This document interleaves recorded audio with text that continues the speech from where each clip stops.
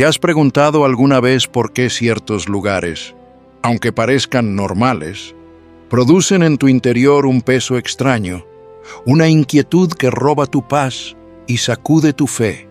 No es algo imaginario, es la reacción de tu espíritu ante ambientes donde la presencia de Dios no habita.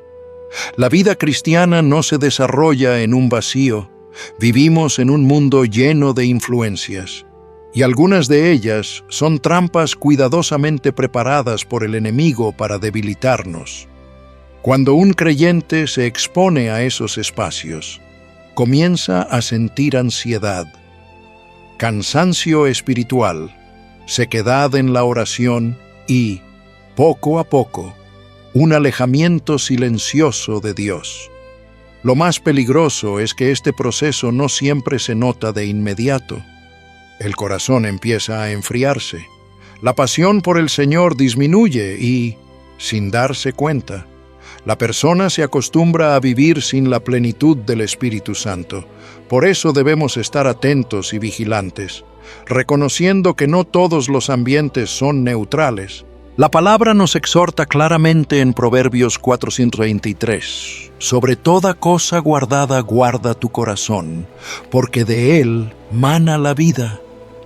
Tu corazón espiritual es el centro desde donde fluye tu relación con Dios. Es como un jardín, y cada lugar que visitas, cada atmósfera donde permaneces, siembra algo en ese jardín. Puede ser una semilla de paz, de esperanza, de fe, o puede ser una semilla de orgullo, tentación y oscuridad. Al principio parecen insignificantes, pero con el tiempo germinan y producen fruto.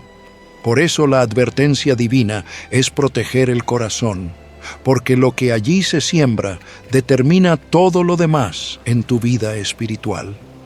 Cuando Moisés se acercó a la zarza ardiente, Dios le dijo en Éxodo 35, «Quita el calzado de tus pies, porque el lugar en que tú estás, tierra santa es». El suelo no era santo por su naturaleza, sino porque la presencia de Dios lo llenaba. Este pasaje nos enseña que los lugares están marcados por lo que allí se manifiesta. Donde habita Dios, hay santidad. Donde se le rechaza, se abre espacio a fuerzas espirituales contrarias. Y cuando permanecemos en un ambiente, no solo llevamos nuestro cuerpo, también llevamos nuestra alma, que comienza a ser moldeada por esa atmósfera. ¿Has notado cómo cambia tu ánimo después de estar en ciertos sitios? Tal vez pierdes el deseo de orar, te invade una confusión extraña o tu paciencia se agota con facilidad. Eso no ocurre al azar. Así como un lugar tiene temperatura, sonidos y colores, también posee un clima espiritual, y ese clima influye en ti, para bien o para mal. El Espíritu Santo nos da sensibilidad para reconocerlo, pero necesitamos escucharlo y obedecer sus advertencias. Muchos creyentes me han preguntado a lo largo de los años por qué se sienten vacíos, secos o desanimados en su fe. La raíz, en no pocas ocasiones, está en los ambientes que frecuentan. Lo que comienza como una visita ocasional puede transformarse en un hábito. Y ese hábito abre puertas espirituales por donde el enemigo entra sin resistencia. Él no siempre ataca de manera frontal. A veces basta con que te acostumbres a lugares donde su influencia se infiltra poco a poco, hasta que tu corazón pierde la pasión por Dios. No se trata únicamente de evitar sitios físicos evidentes, también debemos discernir las atmósferas invisibles. Puedes estar en una reunión, en una fiesta, frente a una pantalla o incluso en un entorno laboral, y aún así tu espíritu ser afectado. El mundo exalta valores opuestos a los de Dios, celebra lo que Él llama pecado y ridiculiza lo santo. Si no estamos atentos, terminamos adoptando esa manera de pensar sin darnos cuenta. La vida cristiana exige ver más allá de lo visible, porque las batallas más intensas no se libran en lo natural, sino en lo espiritual. El enemigo lo sabe bien si logra contaminar tu ambiente. Tarde o temprano contaminará tu corazón. Y cuando el corazón se llena de confusión, de apatía o de tentaciones, toda tu vida espiritual se debilita. Puedes seguir con tus actividades religiosas, pero si en lo íntimo tu interior está siendo moldeado por atmósferas contrarias a Dios, tu fe perderá fuerza. No basta con aparentar devoción exterior. Lo esencial es cuidar el corazón en lo secreto, en los lugares donde decides qué voz escuchar y qué semilla permitir que crezca. El Espíritu Santo es fiel para advertirnos. Esa incomodidad que sientes, esa pérdida repentina de gozo, ese cansancio sin explicación después de estar en ciertos ambientes, son señales. No las ignores. Son la voz de Dios despertándote para que te apartes de lo que contamina y guardes tu alma, porque tu corazón no es un terreno cualquiera, es un jardín que pertenece al Señor, y Él desea verlo lleno de vida, de paz y de frutos eternos. Hoy quiero que recibas esta advertencia no con miedo, sino con discernimiento. No todos los lugares son para ti. No toda atmósfera edifica tu fe. Hay sitios donde la presencia de Dios se manifiesta y renueva tu espíritu, y hay sitios donde el enemigo prepara la trampa para alejarte de la comunión con el Padre. Si permaneces alerta, si escuchas la dirección del Espíritu Santo, podrás reconocerlos y cerrar esas puertas antes de que sea demasiado tarde. Tu corazón vale más que todo lo que este mundo puede ofrecerte. Y Dios, que conoce cada detalle de tu vida, te llama hoy a protegerlo, a cuidarlo, a mantenerlo limpio de todo lo que pueda destruir tu comunión con Él, porque de tu corazón mana la vida, y donde pongas tu corazón, allí estará también tu futuro espiritual. 1. Los lugares donde los ídolos roban tu corazón. ¿Alguna vez has sentido, al entrar en cierto lugar, que algo en tu espíritu se encoge y una voz interior te advierte que no perteneces allí? Yo lo he visto durante años en la vida de hermanos y hermanas. No siempre es un altar de piedra o una estatua dorada.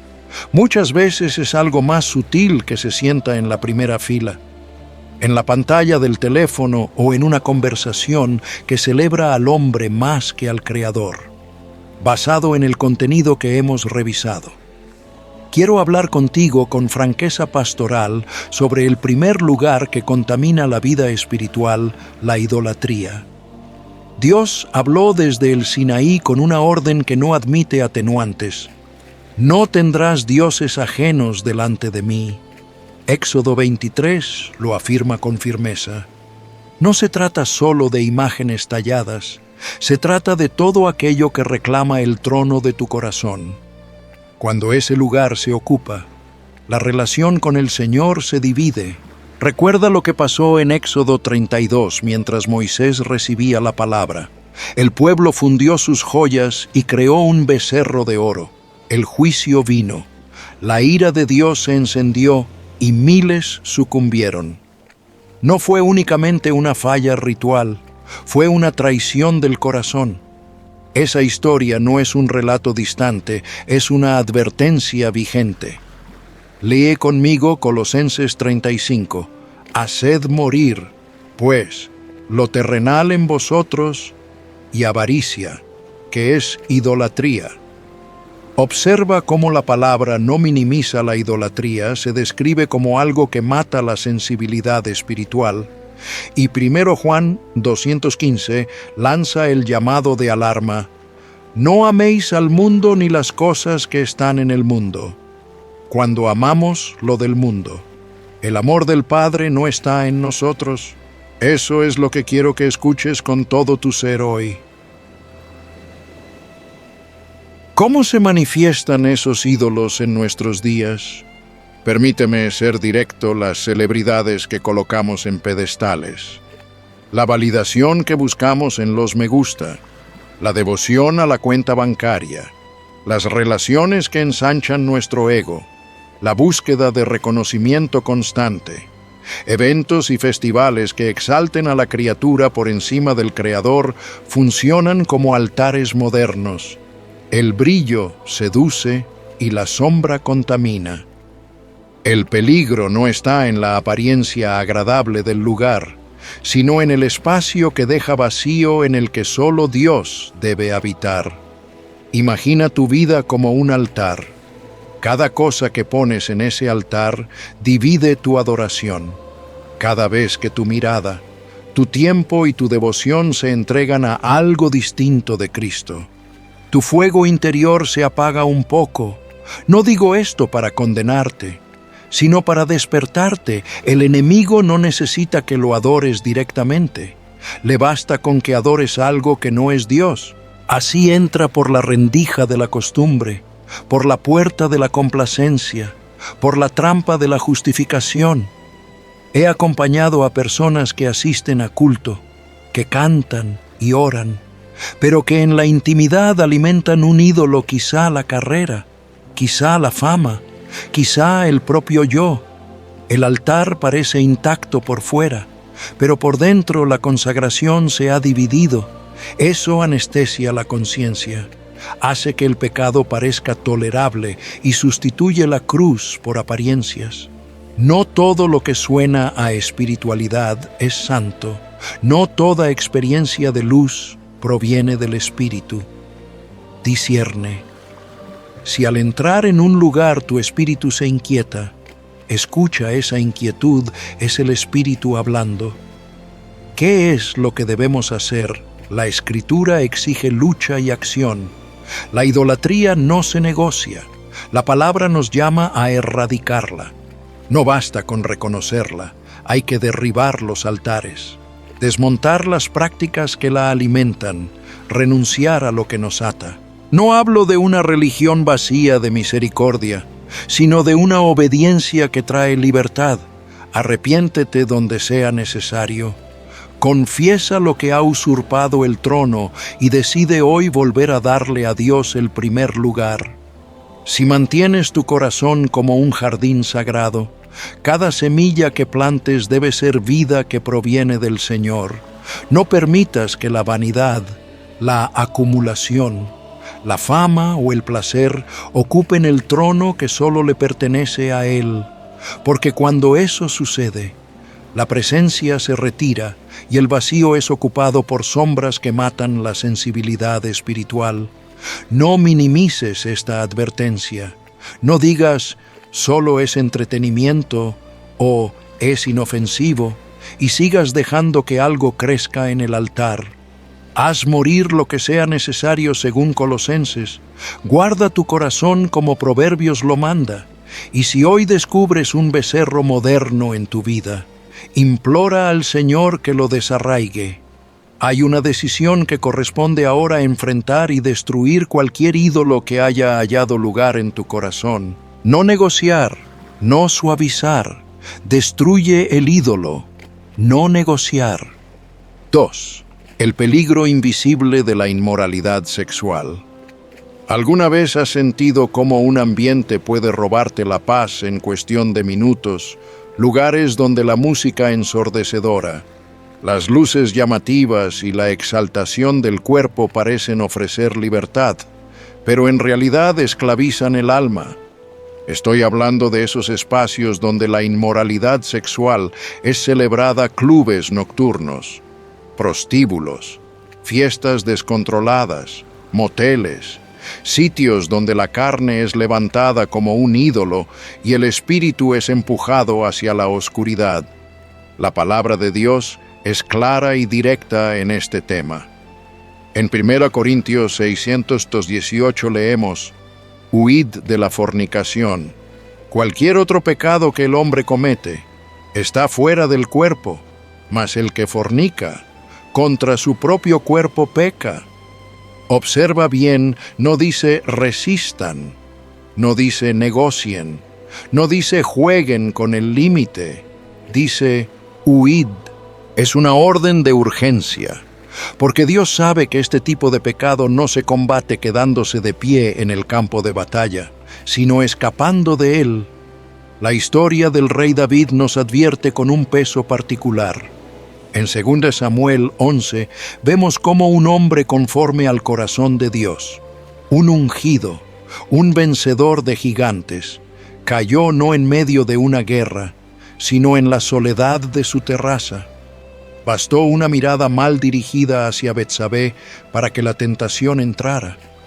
David no huyó, no apartó sus ojos, y el deseo creció hasta convertirse en adulterio, en engaño y finalmente en asesinato. Las consecuencias alcanzaron su casa, su familia y su reinado entero. Todo comenzó en un lugar equivocado, en el momento equivocado, por no haber obedecido la voz de Dios que decía, «Huye». La inmoralidad sexual no es simplemente un error privado, es un veneno espiritual que contamina la mente, el corazón y el cuerpo. Al principio promete placer, pero después deja vergüenza, culpa, cadenas de adicción y un vacío que se hace más profundo con cada caída. La oración se enfría, la sensibilidad al Espíritu Santo se apaga, y lo que antes nos parecía impuro comienza a parecer normal. Ese es el engaño más peligroso cuando el pecado se convierte en costumbre, y la conciencia, adormecida, ya no percibe el peligro. El apóstol Pablo lo expresa de nuevo en Efesios 53, pero fornicación y toda inmundicia o avaricia, ni aun se nombre entre vosotros, como conviene a santos. El mensaje es radical porque la amenaza es radical. No podemos jugar con el fuego sin quemarnos. No podemos alimentar el deseo impuro y esperar que el corazón permanezca limpio. Cada exposición a estos ambientes deja una marca. Cada paso en esos lugares ensucia la vestidura espiritual que Cristo lavó con su sangre. Pero aquí está la esperanza. Aunque hayas caído, aunque hayas abierto la puerta a estos ambientes, no estás condenado a permanecer ahí. El Señor Jesucristo sigue extendiendo su mano con gracia. Su sangre aún tiene poder para limpiar, restaurar y dar un nuevo comienzo. La Escritura nos asegura en 1 Juan 19, si confesamos nuestros pecados, Él es fiel y justo para perdonar nuestros pecados y limpiarnos de toda maldad. Por eso, la salida no está en intentar negociar con la tentación, sino en tomar decisiones firmes y concretas, huir de los lugares que contaminan, cortar con las relaciones que alimentan el pecado, cerrar definitivamente las puertas que el enemigo ha abierto en tu vida y al mismo tiempo creer con todo tu corazón que en Cristo hay perdón total, que su gracia es suficiente y que su poder es capaz de levantarte. Aunque hayas caído 1000 veces, el enemigo quiere que pienses que es imposible salir de esa red, que ya no hay esperanza. Pero la verdad de Dios declara lo contrario. Donde abundó el pecado, sobreabundó la gracia, y esa gracia hoy te llama a huir, a cortar, a renunciar y a confiar en que Jesús puede restaurar tu pureza y tu comunión con el Padre. 3. El tercer lugar, la violencia. ¿Alguna vez has estado en un ambiente donde la tensión se podía respirar, donde las palabras se convertían en cuchillos, donde la ira dominaba el aire? No siempre hablamos de golpes o heridas físicas. La violencia va más allá de los puños. Es un espíritu que invade las casas, las familias, las redes sociales, las escuelas y hasta las conversaciones más cotidianas. Es esa atmósfera de enojo, de odio y de enfrentamiento que poco a poco va moldeando el corazón hasta volverlo duro como la piedra. Cuando pienso en lo que dice el Señor en Mateo 59, bienaventurados los pacificadores, porque ellos serán llamados hijos de Dios. Mi alma se sacude, porque el llamado de Cristo es exactamente opuesto a lo que el mundo nos ofrece. El mundo glorifica la violencia, aplaude la revancha, celebra la ira, pero el Señor nos recuerda que los verdaderos hijos son aquellos que siembran paz, no aquellos que perpetúan el conflicto. Desde el principio de la historia bíblica, vemos cómo este espíritu destructivo se manifiesta. Génesis 4 nos narra cómo Caín, cegado por la envidia y el resentimiento, levantó su mano contra su propio hermano. Abel, no hubo guerra, no hubo armas de destrucción masiva. Fue el corazón contaminado por la violencia lo que abrió la puerta al primer asesinato. Y en Génesis 19, la ciudad de Sodoma, entregada no solo a la inmoralidad, sino también a la violencia desmedida, fue reducida a cenizas por el juicio de Dios. ¿Qué nos enseña esto que donde la violencia se acepta, la presencia de Dios se retira y la ruina se convierte en solo cuestión de tiempo? Tal vez no te encuentres en un campo de batalla literal, pero ¿qué hay de las discusiones interminables en casa? ¿Qué hay de las palabras duras que se lanzan en redes sociales como flechas envenenadas? ¿Qué hay de las burlas, de la humillación, de la crítica constante que hiere más que un golpe? Esa también es violencia. Y si no se confronta, si no se corta de raíz, lentamente va contaminando el alma. El apóstol Pablo nos da una clave esencial en Romanos 12:18. Si es posible, en cuanto dependa de vosotros, estad en paz con todos los hombres. No siempre podemos cambiar el ambiente que nos rodea, pero sí podemos decidir nuestra postura frente a él. No es cuestión de huir del mundo, es cuestión de no dejar que el espíritu del mundo gobierne nuestro corazón. Y Jesús, en Juan 4:27, nos deja una promesa que brilla como un faro en medio de la tormenta: la paz os dejo, mi paz os doy, yo no os la doy como el mundo la da. Esa paz no depende de las circunstancias externas, sino de la presencia interna del Espíritu Santo. Pero si dejamos que la violencia nos moldee, esa paz se apaga y en su lugar entra la frialdad espiritual. Quiero que lo entiendas bien, la violencia no solo hiere a quienes la reciben, también destruye al que la practica y al que convive con ella sin resistir. Cuando te acostumbras a la violencia, tu corazón pierde sensibilidad, la compasión se desvanece, el perdón se vuelve imposible y el amor se enfría hasta morir. El camino que el Señor nos marca no es el de la revancha ni el del orgullo, sino el de la mansedumbre y el perdón. Romper el ciclo de la violencia comienza con una decisión personal: no responder de la misma manera, no repetir lo que recibiste, no justificar lo que hiere. Se rompe con oración, con humildad, con el poder de un corazón dispuesto a ser pacificador en medio del caos, porque la violencia puede levantar muros, pero el amor de Cristo los derriba. La violencia endurece, pero el Espíritu Santo ablanda. La violencia mata, pero la paz de Dios da vida. 4. El cuarto lugar, el materialismo, la trampa silenciosa del alma. ¿Alguna vez te has detenido a pensar cómo el brillo de lo material puede apagar la luz de tu espíritu? El materialismo no se limita al dinero que llevamos en el bolsillo. Es mucho más profundo. Es permitir que las cosas creadas, en lugar del Creador, gobiernen nuestro corazón, definan nuestro valor y determinen nuestra identidad. Jesús lo dijo con claridad en Mateo 6:24: no podéis servir a Dios y a las riquezas. Estas palabras no son un consejo opcional, son una advertencia eterna, porque en el fondo, el corazón humano no puede dividir su devoción. O servimos al Señor, o servimos a las cosas, y cuando las cosas se convierten en nuestro amo, lo eterno empieza a desvanecerse.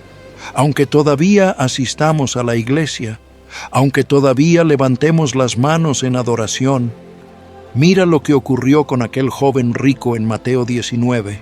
Tenía buena apariencia, obedecía los mandamientos, parecía piadoso, pero cuando Jesús le pidió que dejara atrás sus riquezas y lo siguiera, no pudo. ¿Por qué? Porque su seguridad ya no estaba en Dios, sino en lo que poseía. Y lo mismo ocurre hoy. Podemos decir con nuestros labios que confiamos en el Señor, pero si nuestra paz depende del saldo en la cuenta, si nuestra alegría depende de la ropa que usamos o del coche que manejamos, hemos caído en la misma trampa.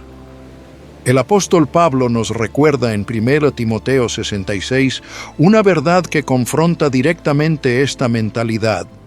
Pero gran ganancia es la piedad, acompañada de contentamiento. ¡Qué contraste tan poderoso con el mensaje del mundo! El mundo nos grita: ten más, acumula más, muestra más. Pero la palabra nos susurra: aprende a estar contento con lo que ya tienes, porque ahí reside la verdadera riqueza. Piénsalo. ¿Cuántas veces, al entrar en un centro comercial, al recorrer un casino, al navegar en las redes sociales saturadas de ostentación, has sentido esa punzada de comparación, esa envidia disfrazada de motivación, esa ansiedad que te dice que lo que tienes nunca es suficiente? Ese es el espíritu del materialismo operando en silencio, instalándose en tu mente y robándote la gratitud. Jesús advirtió en Lucas 12:15: mirad y guardaos de toda avaricia, porque la vida del hombre no consiste en la abundancia de los bienes que posee. Y más adelante, en Lucas 12:21 añadió: así es el que hace para sí tesoro, y no es rico para con Dios. Estas palabras son como un espejo. Nos muestran que la avaricia no siempre se ve como un pecado escandaloso. A veces se disfraza de prosperidad, de bendición, incluso de testimonio. Pero detrás de esa apariencia, lo que realmente ocurre es que el corazón se ata a lo que debería ser transitorio. El peligro es sutil. El materialismo se cuela en nuestras oraciones cuando buscamos más las cosas que la presencia de Dios. Se manifiesta en la falta de generosidad, en la resistencia a compartir, en el deseo constante de acumular, en la deuda que se esconde detrás de un estilo de vida artificial. Poco a poco, lo que parecía ser un logro se convierte en una cadena invisible que roba la paz y ahoga la comunión con el Señor. La solución no está en renunciar a todo lo que poseemos, sino en colocar cada cosa en su lugar correcto bajo la autoridad de Cristo. Significa vivir con contentamiento, agradecer cada mañana por lo que ya tenemos, simplificar nuestra vida para que el alma respire, invertir en lo eterno en lugar de en lo pasajero. Significa practicar la generosidad, porque dar es la manera más radical de romper la cadena de la avaricia. El materialismo promete seguridad, pero solo produce ansiedad. Promete felicidad, pero genera vacío. En cambio, cuando el corazón está rendido al Señor, aún con poco, hay paz. Aún en medio de escasez, hay abundancia de gracia, porque la verdadera riqueza no está en lo que poseemos, sino en quien habita en nosotros. 5.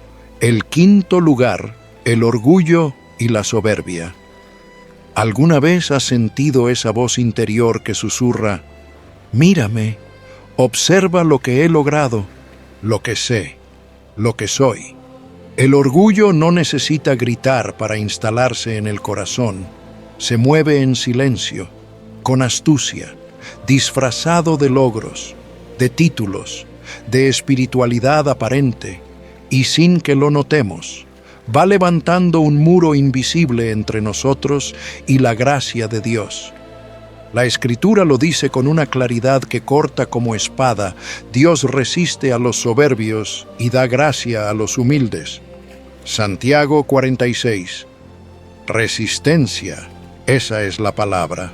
No hablamos de un simple descuido, sino de una oposición directa de parte del Señor hacia aquel que permite que la soberbia ocupe el trono del alma. El orgullo es traicionero porque no siempre se presenta en formas obvias. Muchas veces se esconde en nuestra manera de servir, en cómo compartimos la fe, en cómo buscamos ser reconocidos. Se viste de piedad, pero en realidad alimenta el ego. Proverbios 1618 nos advierte: antes del quebrantamiento es la soberbia, y antes de la caída la altivez de espíritu. Esto significa que cada desplome espiritual suele comenzar con una actitud interna, con un corazón que dejó de postrarse en humildad y comenzó a elevarse sobre los demás. Recuerda lo que sucedió con Nabucodonosor en Daniel 4, un rey que gobernaba uno de los imperios más poderosos de la historia, que miró su reino y dijo: ¿no es esta la gran Babilonia que yo edifiqué con la fuerza de mi poder y para gloria de mi majestad? En ese mismo instante, Dios lo humilló, perdió la razón, vivió como una bestia en el campo, hasta que levantó sus ojos al cielo y reconoció que solo el Altísimo reina. ¿Ves lo que hace la soberbia? Convierte a un hombre en esclavo de sí mismo hasta que la mano de Dios lo quebranta. El orgullo espiritual es aún más peligroso, porque se esconde detrás de versículos, de oraciones públicas, de ministerios visibles. Es cuando la persona comienza a creer que su conocimiento bíblico la hace superior, que su consagración le da derecho a juzgar o despreciar a otros. Hoy, lo vemos reflejado en las redes sociales, publicaciones que más parecen vitrinas que testimonios, oraciones que se convierten en espectáculo, sermones que buscan aplausos más que obediencia. Es la vanidad digital disfrazada de fe. El problema es que donde hay orgullo, la gracia se detiene. El Espíritu Santo no unge estrellas, unge siervos. Él no comparte su gloria con nadie, y cuando el yo ocupa el centro, la unción se apaga, la presencia se retira, la autoridad espiritual desaparece. El orgullo bloquea el fluir de Dios como pocas cosas lo hacen. Por eso el salmista oró con valentía en el Salmo 1323: «Examíname, oh Dios, y conoce mi corazón, pruébame y conoce mis pensamientos». Esa oración no es liviana, es peligrosa, porque abre el alma a la corrección divina. Es pedirle al Señor que arranque de raíz lo que contamina, incluso cuando duele, incluso cuando expone lo más escondido de nosotros. Hoy, el Espíritu nos confronta con esta verdad: el orgullo no es un detalle de carácter, es una enfermedad espiritual que adormece la dependencia de Dios y exalta al yo en su lugar. Puede manifestarse en la iglesia, en el servicio, en la manera en que usamos la fe como escenario personal. Puede infiltrarse en lo íntimo, convenciéndonos de que somos más santos, más sabios, más usados que los demás. Y cuando esa semilla germina, no solo alejamos la gracia, también cerramos la puerta a la transformación que solo la humildad permite. El camino de regreso no está en esconder el orgullo, sino en derribarlo. En orar con honestidad: Señor, Rompe mi soberbia, aunque me duela, enséñame a vivir postrado ante ti, en elegir la sencillez, en servir en lugar de buscar ser servidos, en callar cuando el ego quiere hablar, en dar lugar a otros aunque nuestra carne quiera ocuparlo todo.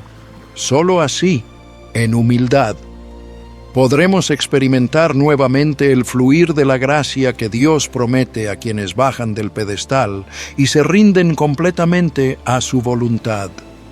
Señales de que tu alma ha sido contaminada espiritualmente. ¿Alguna vez has sentido que tu corazón ya no arde como antes por las cosas de Dios? Que aquella pasión que en otro tiempo te impulsaba a correr a la presencia del Señor hoy parece apagada. Quiero hablarte desde lo profundo de mi caminar con Cristo, porque sé lo que es vivir encendido en el Espíritu y también lo que significa experimentar la sequedad del alma. La palabra nos advierte con claridad en 1 Pedro 58, «Sed sobrios y velad, porque vuestro adversario el diablo, como león rugiente, anda alrededor buscando a quien devorar». Y es justamente a través de estas señales que el enemigo encuentra grietas para debilitarnos. El primer síntoma de una vida espiritual contaminada es la pérdida del fuego por buscar al Señor. Al principio puede parecer algo pequeño un día que decides no orar, una mañana en la que la Biblia permanece cerrada, una reunión de adoración a la que asistes sin verdadero interés. Pero poco a poco esa llama que antes te levantaba con gozo empieza a convertirse en cenizas. El enemigo se alegra cuando ya no hay hambre de la palabra. Cuando tu alma se conforma con recuerdos de lo que Dios hizo ayer y ya no anhela un encuentro fresco hoy, es como un matrimonio que deja de cultivar la relación. La distancia se instala sin que se den cuenta. La segunda señal es tolerar el pecado en tu vida. Puede que no se trate de caídas escandalosas, sino de pequeñas concesiones que en el tiempo abren grandes brechas. Justificar palabras hirientes, permitir pensamientos impuros, mantener actitudes que sabes que no honran al Señor. Lo más peligroso no es el pecado en sí, sino acostumbrarse a él, cuando el alma ya no siente convicción, cuando lo que antes te hacía llorar ahora parece normal. Esa es una alarma espiritual que no puedes ignorar. He acompañado a muchos creyentes que comenzaron así, y sin darse cuenta, terminaron atrapados en cadenas que nunca pensaron cargar. Otra señal clara de contaminación es la sequedad en la adoración. Levantas tus manos, cantas las canciones, pero por dentro estás vacío. Tu boca pronuncia palabras, pero tu corazón no se quiebra. La adoración se convierte en un acto rutinario, una costumbre sin vida. Y la pregunta que debemos hacernos es, ¿por qué? La respuesta suele estar en lo íntimo. El Espíritu Santo es sensible, y cuando lo entristecemos con actitudes no tratadas, su presencia se retira y lo que queda es un eco religioso. La adoración sin espíritu es solo un ritual, y ahí es donde el alma empieza a marchitarse. Una cuarta evidencia es la resistencia a la corrección. Cuando alguien nos señala con amor un error, el corazón contaminado reacciona con excusas, con justificaciones, con orgullo herido, en lugar de agradecer la reprensión. La ve como un ataque personal, y aquí es donde el enemigo trabaja más fuerte, porque sabe que un creyente que no acepta corrección es un creyente que se encamina a la ruina. La Escritura dice que Dios al que ama disciplina, y si cerramos nuestros oídos a esa voz, poco a poco nos vamos quedando solos en nuestro propio engaño. La quinta señal es el orgullo espiritual. Es un veneno silencioso, porque se disfraza de madurez. Crees que estás más avanzado que los demás, que sabes más, que oras mejor, que tu experiencia con Dios te coloca en un nivel superior. Comienzas a mirar a otros por encima del hombro, y hasta tu servicio al Señor se convierte en un escenario para tu propio yo. El orgullo fue la caída de Lucifer, y sigue siendo la trampa más peligrosa. Cuando tu corazón se exalta, la gracia de Dios se retira. El orgullo espiritual apaga la humildad, endurece la conciencia y convierte el altar en un espejo donde solo te ves a ti mismo.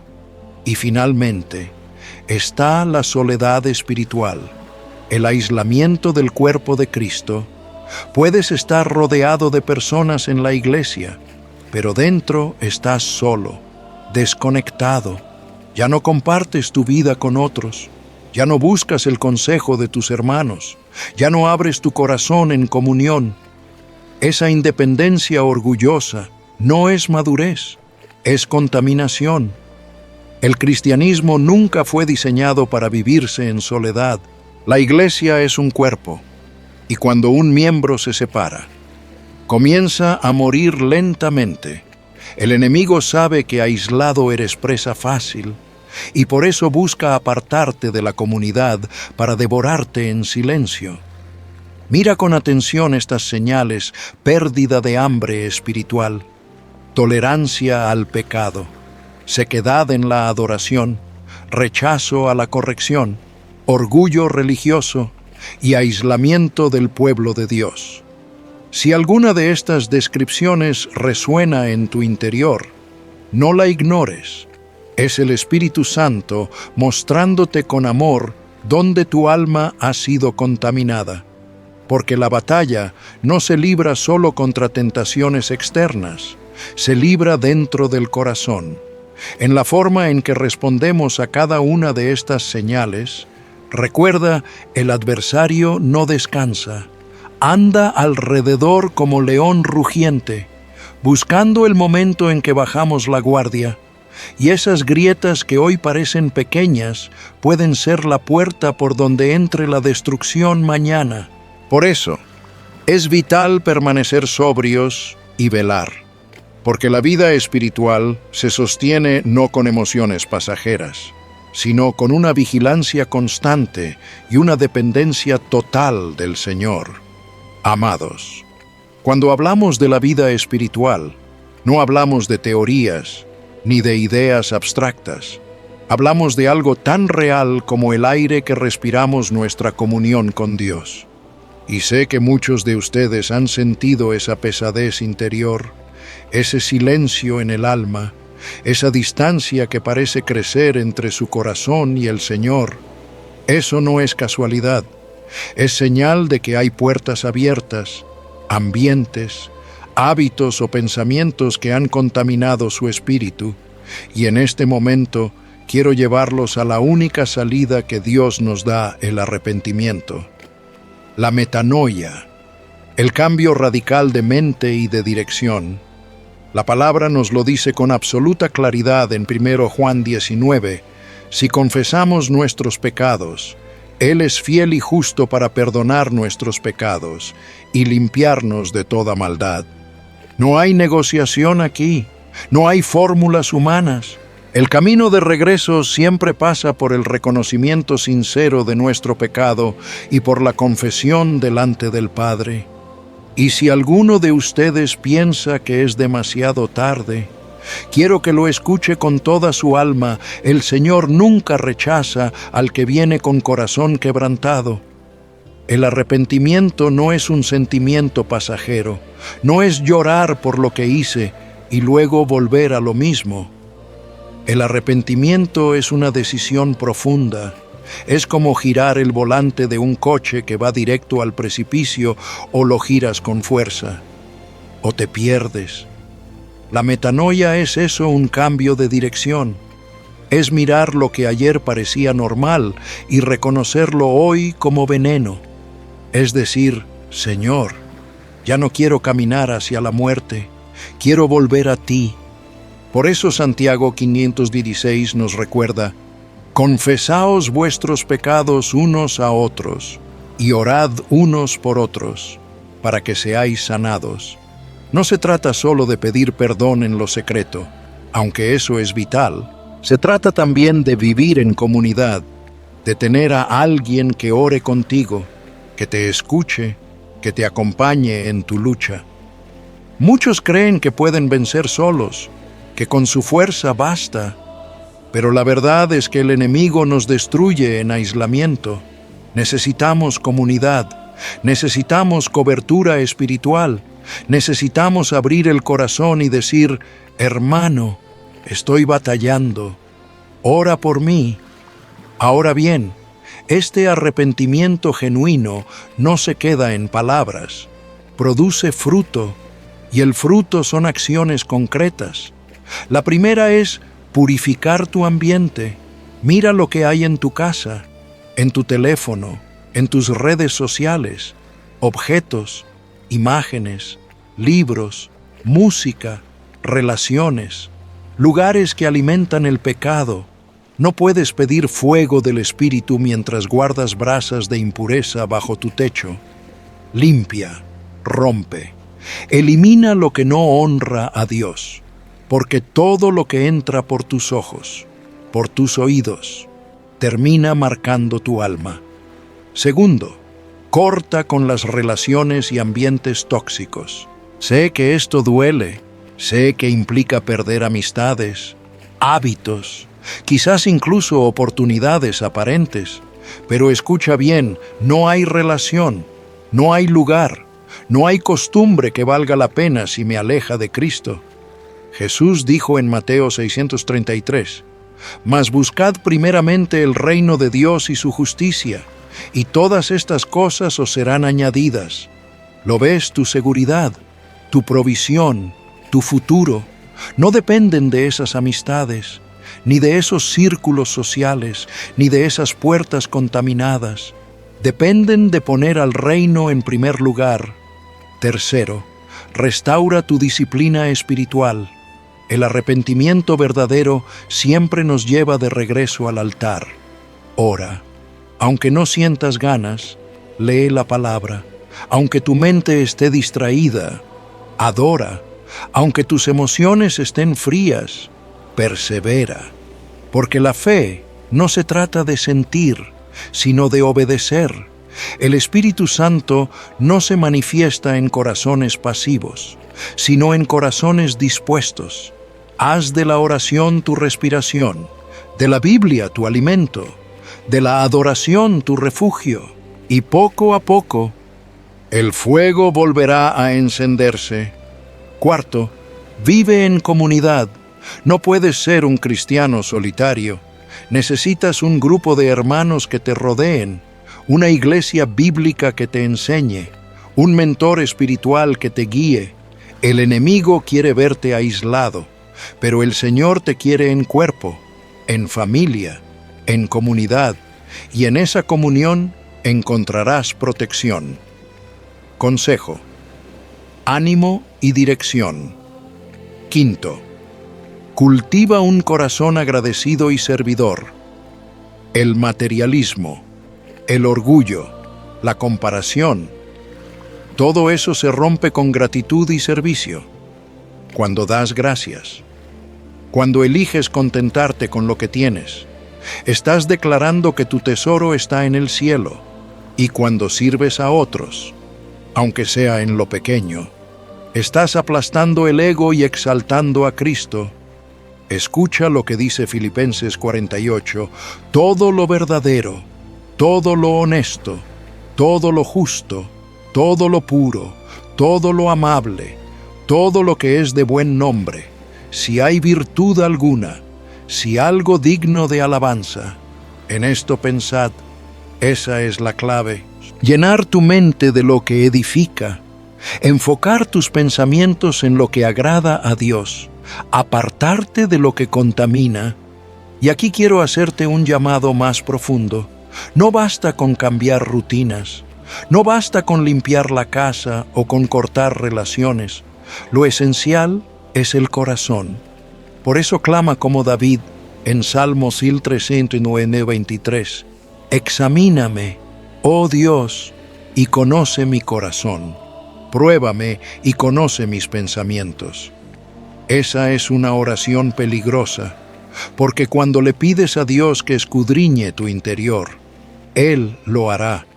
Te mostrará lo oculto, lo que ni tú mismo veías, pero esa es precisamente la llave de la libertad. Solo cuando permitimos que el Señor ilumine nuestras tinieblas, podemos ser transformados. Amigos, este es el camino de la restauración: reconocer, confesar, cortar, limpiar, perseverar, agradecer, servir. No es un camino cómodo, pero es el único que conduce a la vida abundante en Cristo.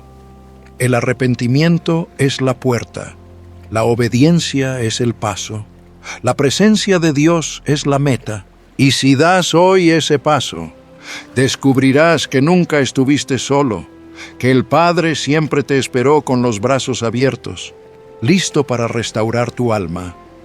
Hemos recorrido juntos un camino intenso, un viaje espiritual donde el Espíritu Santo nos ha mostrado con claridad 5 lugares que, aunque parecen inofensivos, contaminan y destruyen la vida interior: la idolatría que roba el trono de Dios, la inmoralidad que mancha lo que fue creado santo, la violencia que endurece el corazón hasta convertirlo en piedra, el materialismo que sustituye lo eterno por lo pasajero, y el orgullo que levanta al yo y apaga la gracia.